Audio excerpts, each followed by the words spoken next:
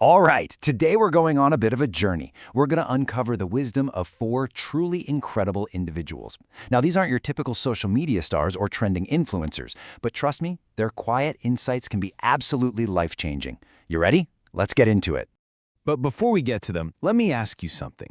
Just think about your own life for a second. Your community, your work, are there quiet experts you might be totally overlooking? You know, the ones with this incredible depth who just don't shout about it. And that, right there, is the big idea we're exploring today. In a world that is all about self-promotion, all about noise, true wisdom is often humble. It's not screaming for your attention, it's waiting for you to find it. Okay, so our journey starts with this search for what the narrator of our source material, Zishan Usmani, calls people of value. He met some amazing people on a trip to Pakistan, and today we're going to get to know four of them. And he uses this analogy that is just perfect. He says these people are like diamonds scattered everywhere, but they're covered in the dust of everyday life.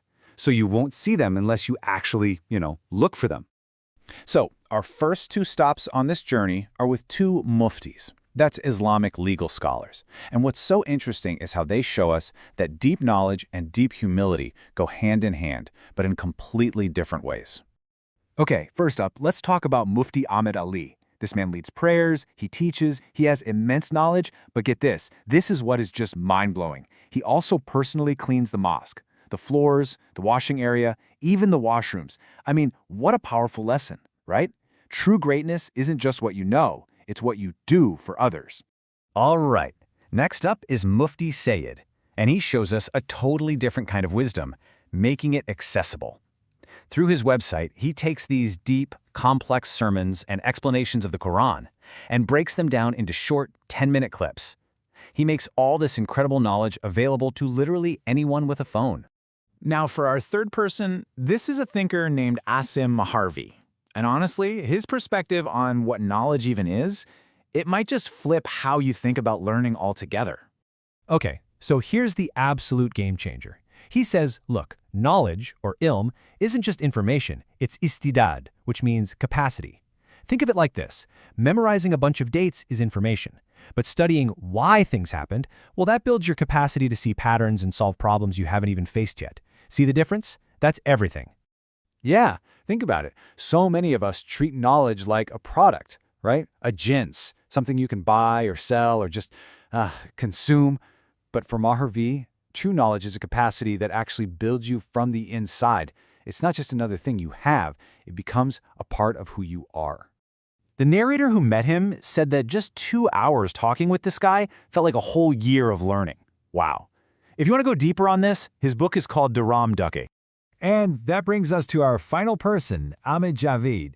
He's a Sufi sage, and let me tell you, his words are so dense, so profound, it can take years just to unpack a single sentence. So he gives us this incredible idea. The highest goal of any law, like the Sharia, isn't just to follow it. It's when those laws completely dissolve into you and just become your natural character, your akhlaq. And if that doesn't happen, well, the alternative is pretty stark. Because if a law doesn't become who you are, then that law is nothing more than job, just brute force.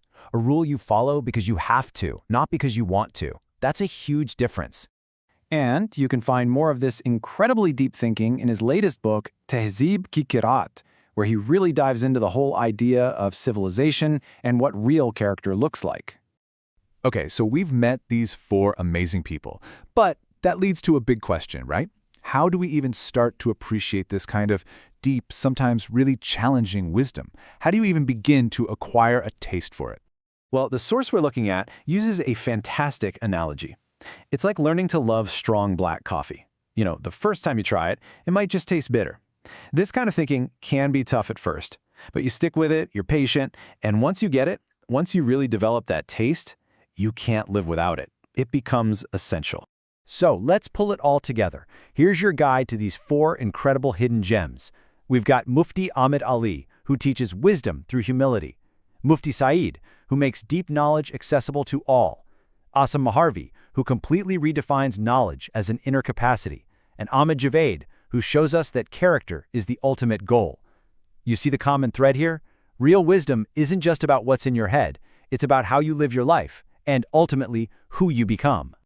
And that brings us full circle, right back to where we started.